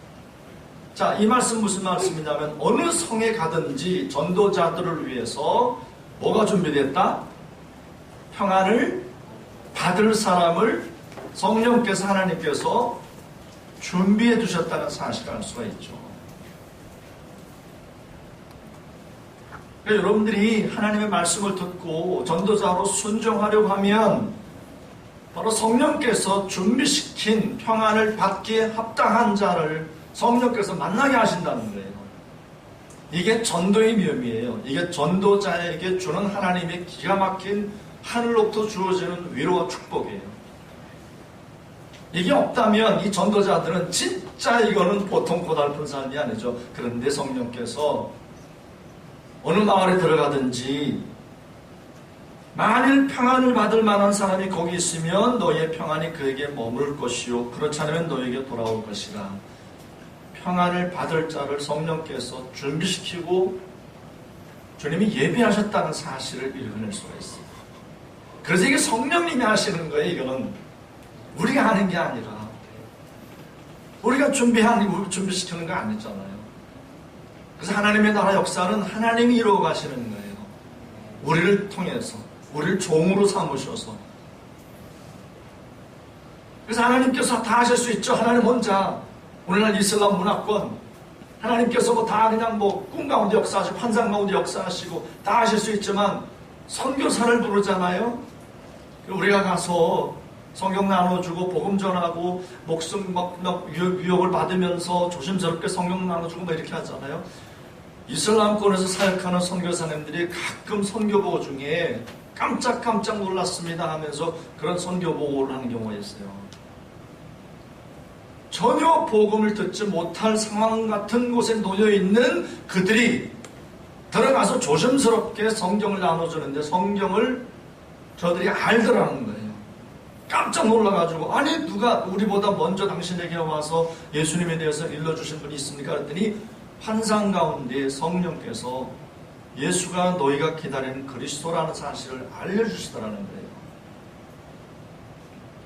그래서 말하자면 베드로가 고넬료에 왜 이렇게 만남이 있었던 것처럼 성령께서 오늘날도 동일하게 하나님의 역사를 그렇게 나타내시더라는 거예요. 선교 현장에서 복음이 증거되는 현장에서 성령님은 잠잠하지 아니하시고 침묵하지 아니하시고 뒷짐지고 계시하고 너희 선교사 너희들이 알아서 해가 아니라 여러분 이슬람권에 가 선교사님들이 가서 한 사람을 회심시키고 한 사람을 예수 믿게 하는 게 얼마나 이거 죽을 때까지 이슬람권에 선교를 해도 한 명도 복음 증거하지 못하고 회심하지 이런 생명을 얻지 못하고 선교 사역을 마치는 선교사님들이 있단 말이죠.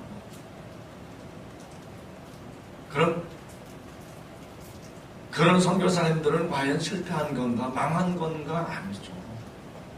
그분은 순종했고 사도 바울조차 성령께서 문 안 열면 아시아로 못 갔어요. 성령이 여셔서 간 거예요. 사도 바울이 유능했기 때문에 사도 바울이 훈련을 많이 받았기 때문에 1차, 2차, 3차 전도 여행 다녔던 거 아니죠.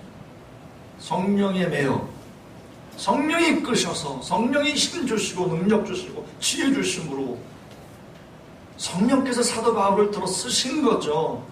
사도 바울이 하나님의 교회 역사를 만들어간 게 아니라 성령께서 사도 바울을 들어서 하나님의 교회 역사를 만들어 가셨던 거죠. 순종하려고 하는 하나님 앞에 전도자로 살아가려고 하는 이런 옥토 같은 마음으로 준비된 SCL을 통해서 성령께서 21세기에 역사하실 수 있단 말이에요.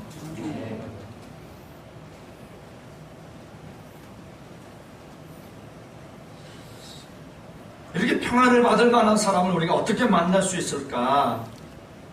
초대교회 빌립 집사의 삶을 우리가 한번 예로 한번 들어보십시다. 사도행전 8장 26절에서 40절까지 말씀을 한번 보세요. 사도행전 8장 26절에서 40절입니다. 26절 주의 사자가 빌립에게 말하 이르되 일어나 남쪽으로 향하여 예루살렘으로 가 사로 내려가는 길까지 가라 하니 그 길은 광야라.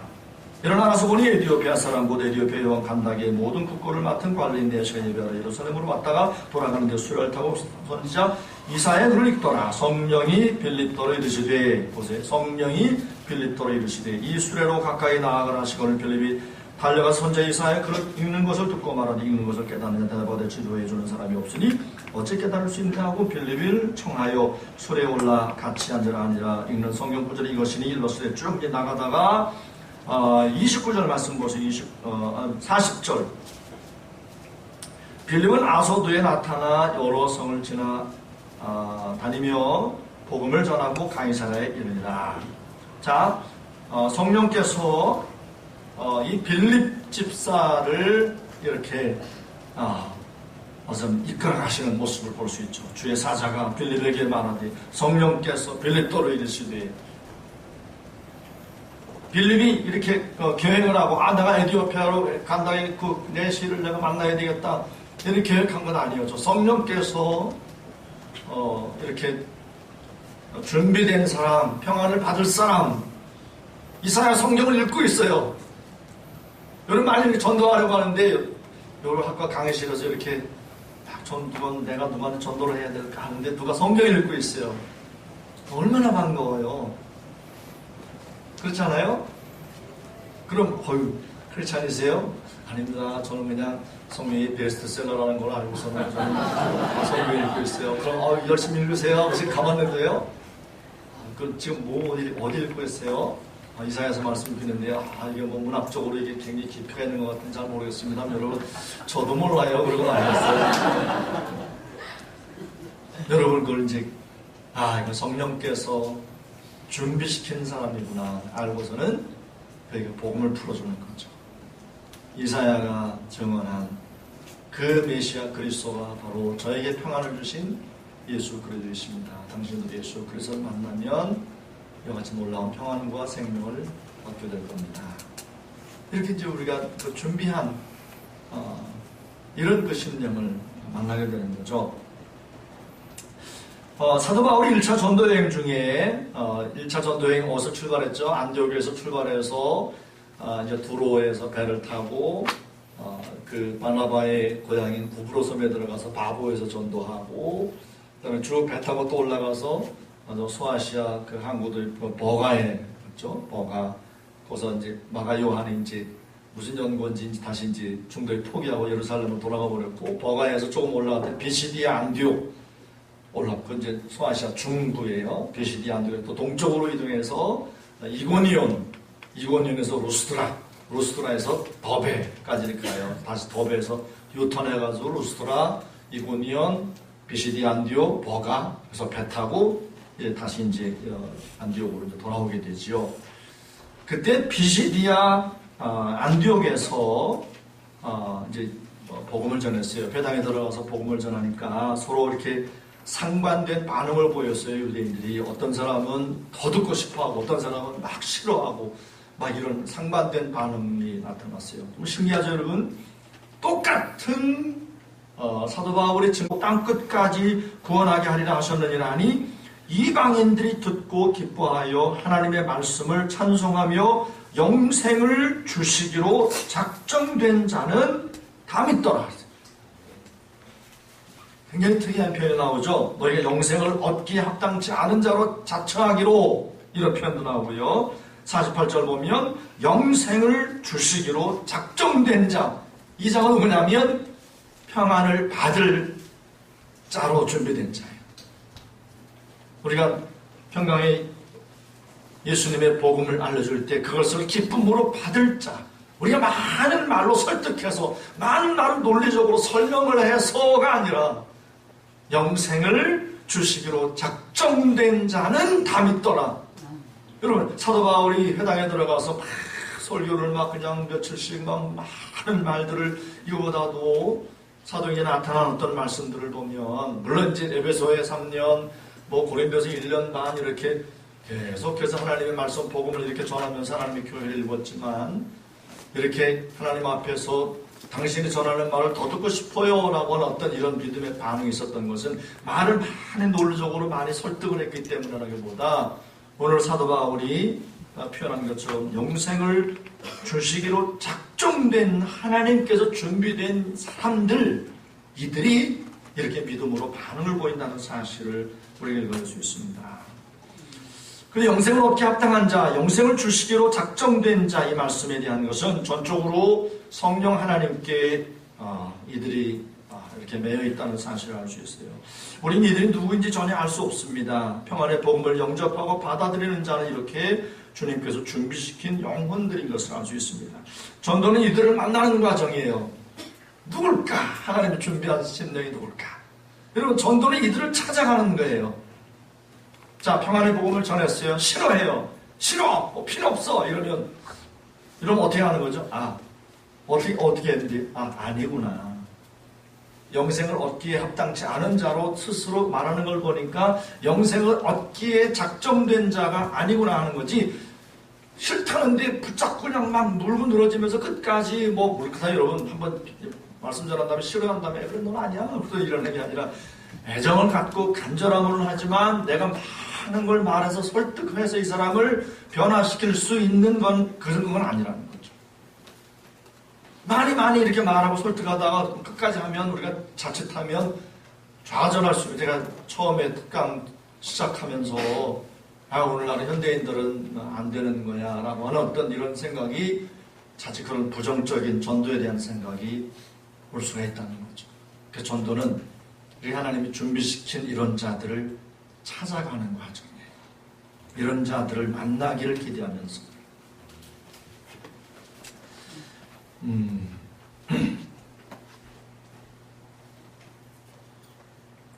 자, 여섯 번째, 그 다음에 여섯 번째, 성령의 공급하시는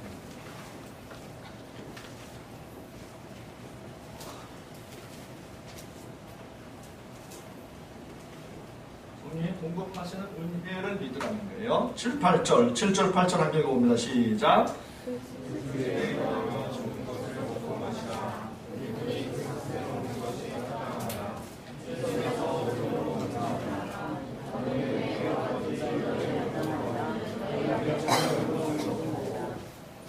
자, 그 집에 유하며 주는 것을 먹고 마시라. 일꾼이 그 삭슬 받는 것이 마땅하니라. 이 집에서 저 집으로 옮기지 말라. 어느 동네에 들어가든지 너희를 영접하거든 너희 앞에 차려놓은 것을 먹으라. 그랬어요. 자, 어느 집단이든지 그 집단의 영향력을 발휘하는 그룹들이 있습니다. 성령께서 이런 자들을 준비시켜 놓으신 걸 볼 수 있습니다. 공급할 수 있는 이런 능력이 있는 자들을 붙여주시는 거예요. 이들을 통해서 전도자의 삶이 필요한 것을 공급하신다는 거죠. 성령께서. 사도 바울이 빌립보에 들어가서 처음에 만난 그 사람이 누구죠? 빌립보 성에서 이렇게 만난 사람. 어느 자매를 만났죠. 루디아를 만났죠. 루디아. 자주장사 루디아. 우리나라로 말하자면 바로 뭐죠?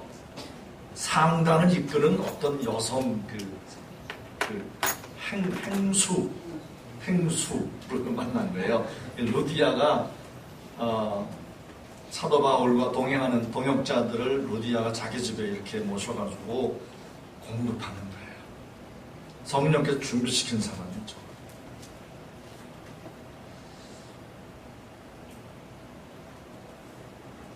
여러분, 예수님께서 만나주었던 삭개오라는 사람은 어때요? 키가 작았죠? 삭개오는 직업이 뭐였죠? 세리에서 끝나지 말고 세리장, 셰프였어요. 그죠? 세리장. 말하자면 그 지역 그 세무소장이었단 말이에요. 그럼 삭개오가 이렇게 예수님을 만나고 전격적으로 내가 누구 걸 탈세한 불의하게 빼앗은 걸 내가 4배나 갚겠습니다. 막 이런 고백들이 막 일어나고 변화가 일어났어요. 삭개오가 어느 날 그 세무소장이 바뀌었어요. 그럼 세무소장이 어떻게 할까요? 그 밑에 있는 세리들이 어떤 영향을 받겠어요? 그러면 세무소장이 바뀌면 그 밑에 있는 세리들 영향을 받나요, 안 받나요? 받죠. 물론 이제 좀 방법이 약간 과격스러운 분은 너 오늘부터 예수 믿어야 너 안 믿으면 너 우리 세무서 쫓겨날 줄 알아. 이렇게 이제 과격하게 하겠지만 군대에서 이제 군 대장 막 하면 그 밑에 이제 막 억지로 따라서 막 교회 나오고 막 이러잖아요. 근데 그 과격하게보다도 삭개오가 이렇게 예수님 만나고서 변화됐다면 그 밑에 세리들에게 얼마나 선한 영향력을 미치겠어요. 그 다음에 삭개오가 세리장이었기 때문에 그는 적어도 좀 약간 재물에 넉넉한 모습이었지 않겠어요? 예수님의 무리들, 예수님과 함께 동행했던 12제자 꽤 많은 무리예요. 어디 가든지 먹어야 하고 자야 되고 공급하는 자가 없으면 예수님 무슨 텐트 치고 주무실 수도 없는 거고, 그래서 뭐예요? 주님께서 이렇게 준비시킨 공급하는 자들을, 평안을 이렇게 받을 자로 준비된 자들, 이들을 통해서 주님께서 또한 전도자를 공급하시는 은혜가 있다는 거예요. 이걸 쉽게 다른 말로 말하면 전도자로 살아가면 성령께서 우리의 뭐예요? 먹고 사는 것 주님이 어떻게 하시겠다는 거예요? 여러분, 그거는 굉장히 잘하네. 책임지시겠다는 건 굉장히 좋아하네. 성령께서 책임지신다는 건 아주 굉장히 은혜가 됐나 봐요. 아주 그걸 이렇게 바로 반응이 나오는 거 보니까 전도자로 살아가십시다 하면 이제 좀 나오는 템포가 좀 시간이 걸리는데 책임지신다고 하는 건 아주 금방 나와요. 그 은혜가 되죠. 좋은 거잖아요. 공급하신 은혜가 있다니까요. 여러분 제가 입고 있는 이 옷이 어떻게 좋아 보여요? 안 좋아 보여요? 좋아 보여요. 이건 옷이 좋기 때문에 아니라 제가 입어서 그런 거죠. 제가 몇 년 전에 그 미국에 가서 어느 집사님 부부에게 굉장히 고민하고 아팠는데 성경을 이렇게 좀 얼마 이렇게 가르쳐 줬어요. 하나님 말씀 이렇게 쭉 이제 요한복음에 담긴 하나님의 어떤 은혜를 쭉 풀어가르쳤는데 이분들이 영이 막 열리는 거예요.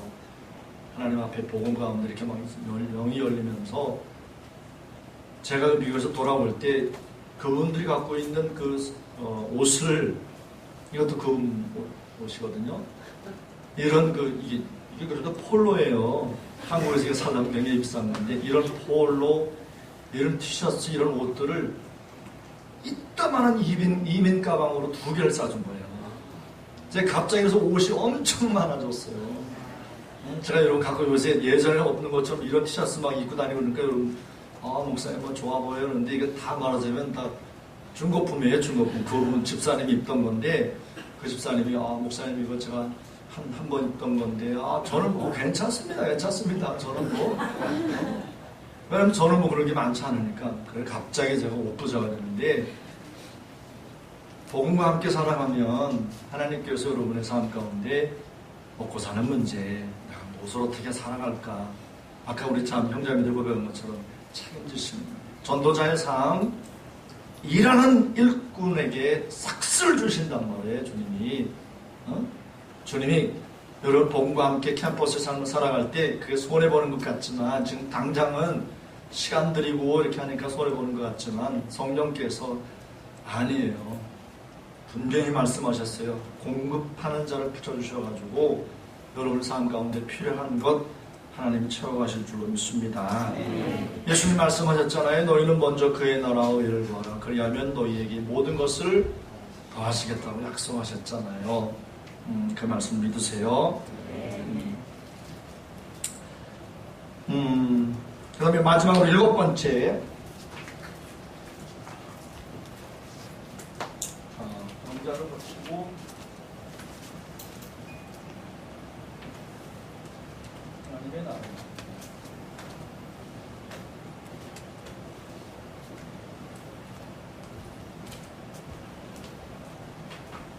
자, 9절 말씀 함께 봅니다. 9절 함께 있습니다. 거기에 있는 병자들을 고치고 또 말하기를 하나님의 나라가 너희에게 가까이 왔다. 아멘. 자, 베드로와 요한이 성전 미문에 앉아있던 안전뱅이를 예수님의 이름으로 일으켰습니다. 일로 많은 사람들이 예수님을 듣고 싶어 했지요. 성령에 매여 우리는 무엇을 하려고 하는가? 곧 병자를 위하여 기도해야 합니다. 우리는 우리 주위에 이렇게 친구들 가운데 정말 아픈 사람이 많거든요. 정말 많아요, 여러분. 제가 어떻게 할 수 있냐면 우리 교회도 보니까 교회 서바이벌 키트는 뭐라 그러지? 그 의료 키트, 그 의료 상자. 구급함에다가 이렇게 약을 넣어놓는데 진통제 막 이렇게 몇 다발씩 갖다 놓으면 얼마 있다가 싹 없어져요. 뭐 머리 아파요, 뭐 어디 아파요, 아무튼 뭐 진통제가 만병통치인 것처럼 아무튼 엄청나게 먹어드는데 보건소에 그 보건소에 계신 그 분들한테도 물어봐도 눈코 뜰 새 없이 아이들이 이렇게 보건소로 온다는 거예요. 너무너무 바쁘다는 거예요. 두 분이서 그만큼 많이 아프다는 거죠. 너무나 많이 아픈 사람이 많아요. 그럴 때마다 여러분 어떤 아픈 사람이 있으면 이렇게 우리 뭐 SCM 지도자님들 오셔서 기도해 주면 좋을 텐데 이러지 말고요. 여러분이 강의실 한쪽 구석에 데려다가 기도해 주세요. 예수님, 제가 예수님의 이름으로 성령의 어떤 역사하심으로 성령께서 얼마든지 나를 통해서 일해 주셨음을 제가 믿습니다. 역사하소서 하고 여러분들이 기도해 주세요. 성령께서 치유를 나타내시고 고쳐주셔서 여러분들로 하여금 복음 증거하는데, 평안의 복음을 증거하는데 성령께서 반드시 이런 역사들을 여러분의 삶 가운데 나타내시고 역사하실 줄로 믿습니다. 여러분의 선배들의 이야기를 이렇게 하는 걸 참 항상 조심스러워하는데 여러분 선배들이 성령으로 충만하고 정말 저들이 얼마나 치열하게 캠퍼스에서 기도하고 전도자로 살았는지는 제가 그 증인이고 우리 이런 후배들의 제자들의 역사를 지켜보았던 홍 박사님이나 홍 박사님이 증인이에요. 저들은 기도했어요. 병든 자, 귀신 들린 자, 연약한 자들 놓고 지도자만 찾지 않고요. 형제자매들이 직접 손을 얹고 기도하고 여러분 저는 대학 4학년 때 군대 갔다 와서 대학 4학년 때 교동학생에서 훈련받고 말씀 배우고 성령의 은사를 체험하고 저는 그 평택에 있는 조그만 부대 옆에 있는 시골교회를 이렇게 섬기면서 대학 4학년 때 거의 전도사처럼 이렇게 목사님을 도우면서 사역을 했습니다. 사역을 하면서 그때 정말 겁도 없이 대학 4학년 때 몇 개, 6개 교회 연합 집회, 중고등학생들 연합 집회를 제가 인도를 했어요. 지금 보면 말도 안 되는 거죠. 신학 공부도 하지 않고. 근데 대학 SCM 4학년이 중고등학생들 그 기도원에 이렇게 모아놓고 말씀 전하고 기도해주고 아픈 사람 있으면 기도해주고 말씀 듣다가 거품 쓰러지고 혓가락하고 눈 돌아가면 예수님의 이름으로 귀신아 나가라 물러가라 사탄 축사하고 여러분 선배들은 그렇게 살았어요. 그런데 그런 역사를 이렇게 여러분 선배들이 살았던 삶을 자랑하거나 그렇게 하려고 하는 건 아닙니다. 성령에 충만하면 전도하고 싶어가지고 몸부림을 쳤어요. 제가 이제 이 안성캠프 정자매들 이제 오후에 캠퍼스 모임할 때 잠깐 이야기하겠지만 Again 1977이라고 하는 그걸 제가 이렇게 이번 학기 우리가 붙들고 샀으면 좋겠다는데 1977이 뭐냐면 제가 2학년 3학년 넘어갈 때 겨울방학 때 성령께서 그냥 부으셨어요. pouring out 했어요. 그냥 부었어요. 그 성령의 부으심을 받고 나타났던 가장 뚜렷한 현상이 뭐냐면 전도였어요. 누가 시켜서 지도자들이 전도해야 돼가 아니에요. 그냥 전도하지 않고서는 막 견딜 수 없어가지고 막 전도했어요. 저의 삶도 가만히 그때 보니까 성령으로 충만 체험받고 정말 그 제 전자공학과 40명 전체에게 어떻게 하면 복음을 전할까 수업 이렇게 끝나지 않아서 복도에서 기다릴 때 저는 그 틈을 또 놓치지 않았어요. 옆에 있는 친구에게 예수님의 복음을 전하고 저도 깜짝 놀랐어요. 저 벌써 그 계단에서 복도에서 계속 복음을 전하는 그런 모습. 교수님 좀 늦게 들어오시면 앞에 나가서 막 떠들고 있잖아요. 수업 전에 막 떠들면 교탁을 팡팡팡팡 친 다음에 조용히 해보세요. 그러면 보자 막 또 복음을 전하는 거예요. 그러고 있더라고요. 이게 여러분들이 선배들이 살았던 성령과 함께 살았던 삶의 모습입니다. 그 하나님의 은혜로 여러분의 선배들이 정말 세상적으로 말할 때 세상에서 정말 잘 살아내고 있어요. 빛으로 소금으로 하나님 앞에서 건실한 그런 사람들을 하나님 축복 가운데 살고 있어요. 성령과 함께 살아간다면 하나님께서 여러분을 고백하는 그대로 책임지실 거예요. 여러분의 지도자들이 공연히 여러분들에게 어떤 약간의 어떤 감동을 주려고 이렇게 이야기하는 거 아닙니다. 이건 성령께서 하시는 말씀.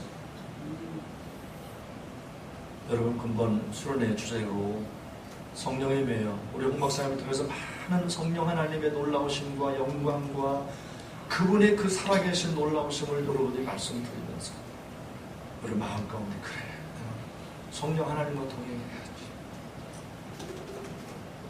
내 힘으로 할 수 없는 거니까. 어린 양인 내가 이리 같은 세상에서 어떻게 살아낼까? 전적인 성령 하나님의 도우심과 역사하심이 없이는 난 할 수 없겠구나. 그러나 성령 함께 하시면 나는 감당할 수 있겠구나. 지금까지 내 힘으로 살아보려고 발버둥 쳤던 것, 고민했던 것, 갈등했던 것, 다 주님 앞에 회개하고 성령을 전적으로 의지하고 신뢰하지 못했던 것, 조금 이렇게 의심했던 것 회개하고, 믿음의 선배들이 이야기했던 모든 고백들이 사실이구나. 바이블이 정말 오늘날도 일어나고 있어. 성령께서 동일하게 역사하고 있어. 여러분의 삶 가운데 이런 수많은 병을 고치는 역사뿐만 아니라 수많은 은사와 역사들이 정말 여러분을 순종하려고 할 때 나타나고 역사하실 줄로 믿고 성령 앞에 이렇게 놀랍게 들어쓰임 받는 여러분 모두가 되기를 주의 이름으로 축원합니다. 우리 한번 같이 하나님 앞에 함께 이번 캠퍼스 2학기의 삶을 놓고 하나님 저를 들어주십시오. 성령에 매여 살고 싶습니다. 성령님 저와 함께 하소서. 제가 제 삶을 잠시 의심했고 두려워했던 것 회개합니다. 내가 염려했고 불안했던 것 회개합니다.